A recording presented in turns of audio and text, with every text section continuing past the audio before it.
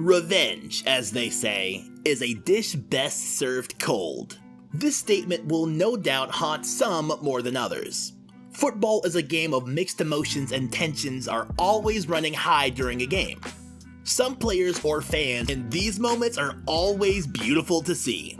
Because we just love them so much, here are 7 of the best revenge moments in football.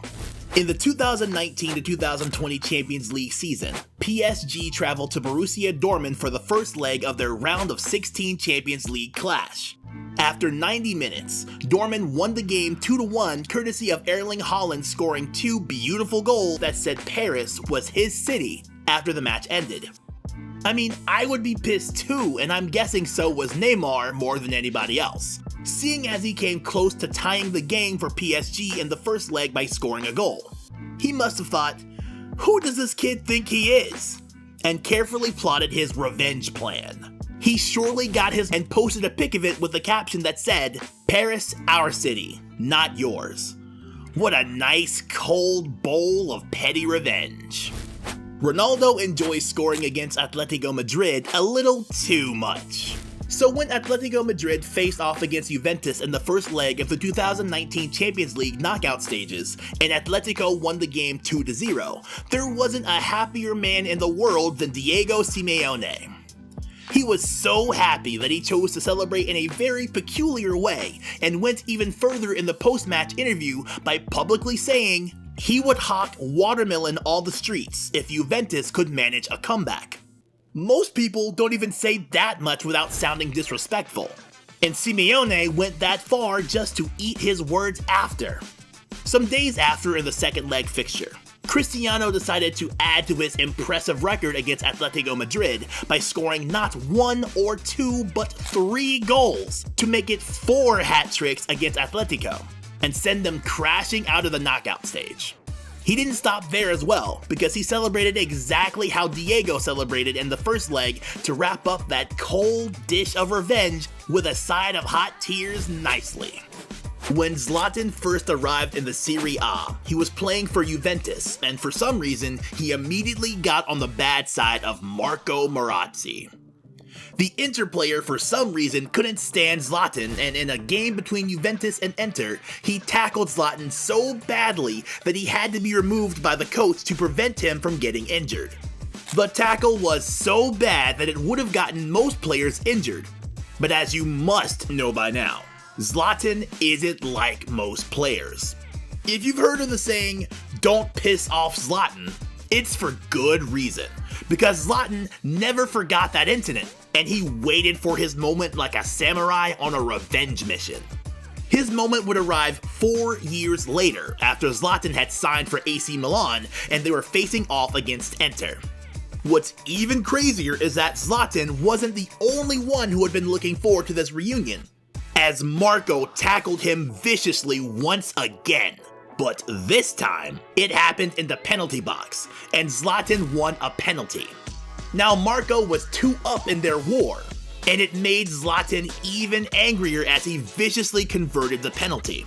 Most players would be satisfied with a goal against their nemesis, but Zlatan wanted more. He wanted to leave a permanent reminder, and I'm sure he did when he brought his foot down on Marco's face in a weird but effective kung fu style move, and Marco had to be immediately rushed to the hospital. When Zlatan was asked, he simply said, "I've been waiting for this moment for 4 years." What a guy.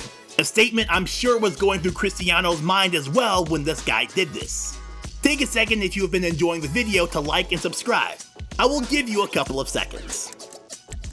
Done? Let's get back to it. When Portugal secured their spot in the 2016 Euro Finals, they faced a huge challenge: beating France to lift the trophy. Everyone knew they'd need Cristiano Ronaldo, their star player, more than ever. However, the match took a dramatic turn when Dimitri Payet tackled Ronaldo hard during the first half, in what was arguably the biggest game of Ronaldo's career. Initially, Ronaldo tried to shake off the pain and continue playing, but it soon became clear that the injury was too severe, and he couldn't carry on. Watching Ronaldo being carried off the field in tears was heart-wrenching. Justice in football can sometimes take ages, but this time it was swift. Shortly after Ronaldo's exit, Payet experienced a bit of karma, finding himself on the receiving end of a tough tackle from another Portuguese player. However, the sweetest form of revenge came when Adair, stepping out of Ronaldo's shadow, fired in the match's only goal, securing the victory and the trophy for Portugal. In the end, Portugal triumphed, leaving France to settle for second place. A poetic end to an emotionally charged final. The Special One makes headlines with everything he does, and he absolutely enjoys being the center of attention, but in this case, he was completely justified. Jose Mourinho has always had a bad history with Juventus, from his days at Inter Milan. And when Manchester United and Juventus were paired in the same group in the 2018 to 2019 Champions League, the drama delivered as usual. During the match, Juventus took an early lead against Manchester United, courtesy of a Cristiano Ronaldo volley, and the Juventus fans made Mourinho's life a living hell as a result, with constant taunting and teasing for the Portuguese coach. Manchester United trailed 1-0 as late as the 86th minute, until Juan Mata answered with a brilliant free kick, and Alexandro fumbled at the post, which resulted in an own goal for the Red Devils. Mourinho was giddy with joy, and the Juventus fans stunned into silence. Mourinho just had to rub it in and cupped his ears with a silly smirk, as if to say, "I can't hear you anymore." Classic Mourinho. Joshua Kimmich has a habit of celebrating by roaring in other footballers' faces when his team wins a game.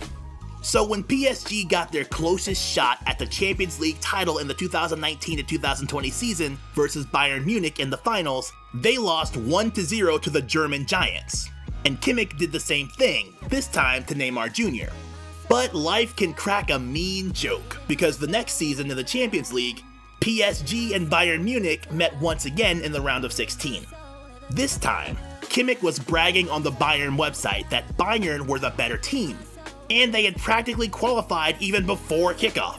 Hilariously, PSG won the first leg 3-2 away from home, and in the second leg, Bayern won the fixture 1-0 with Neymar having a brilliant performance in both games.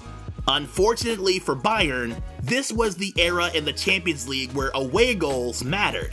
And even though the scoreline was 3-3 on aggregate, PSG scored more goals away from home and qualified as a result.